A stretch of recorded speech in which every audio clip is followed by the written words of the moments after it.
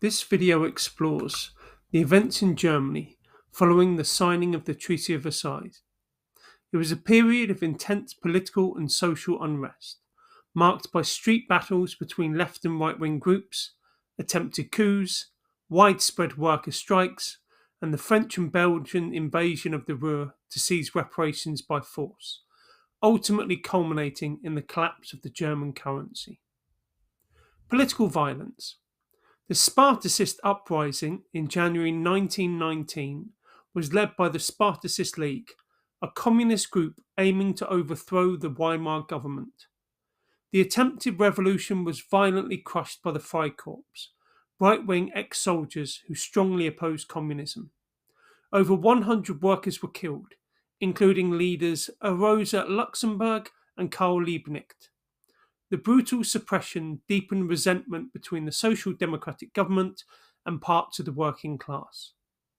The political unrest continued into the following years. On March 13, 1920, the Kapp Putsch took place in Berlin, an attempt to overthrow the Weimar Republic and install a right-wing autocratic regime. It was triggered when the government, complying with the Treaty of Versailles, ordered two Freikorps brigades to disband.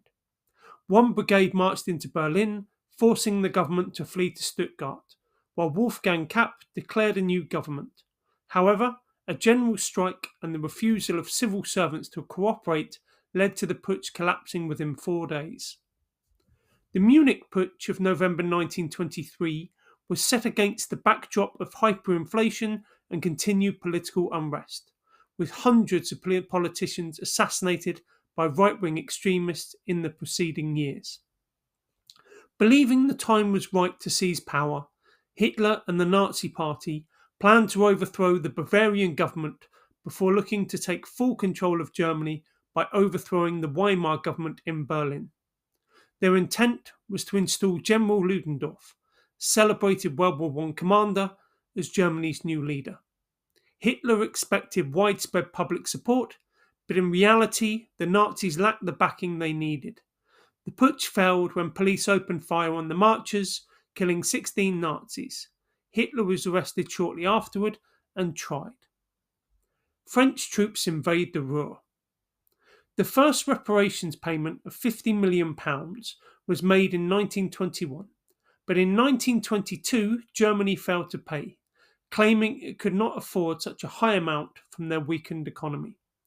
The French, frustrated by what they saw as stalling, decided to take reparations by force in the form of raw materials and goods.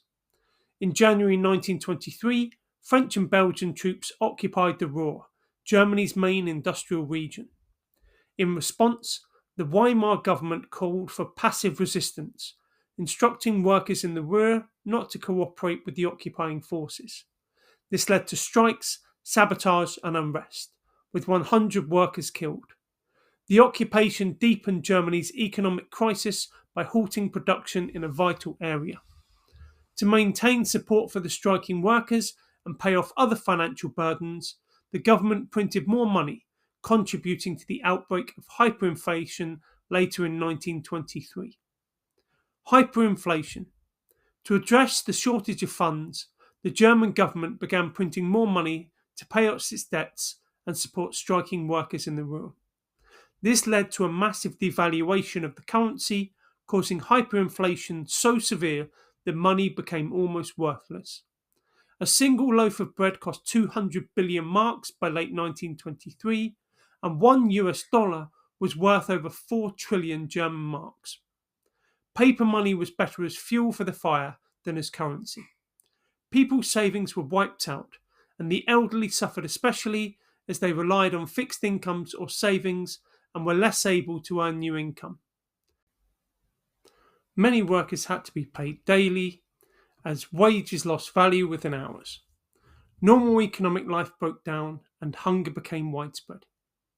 The crisis was addressed through the Dawes Plan of 1924, which reduced Germany's reparations burden and provided US loans. It helped stabilise the economy, restored confidence, ended hyperinflation, and boosted industrial recovery.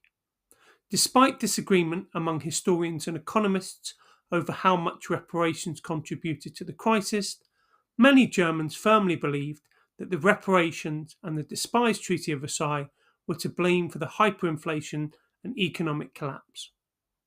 Rise of Hitler.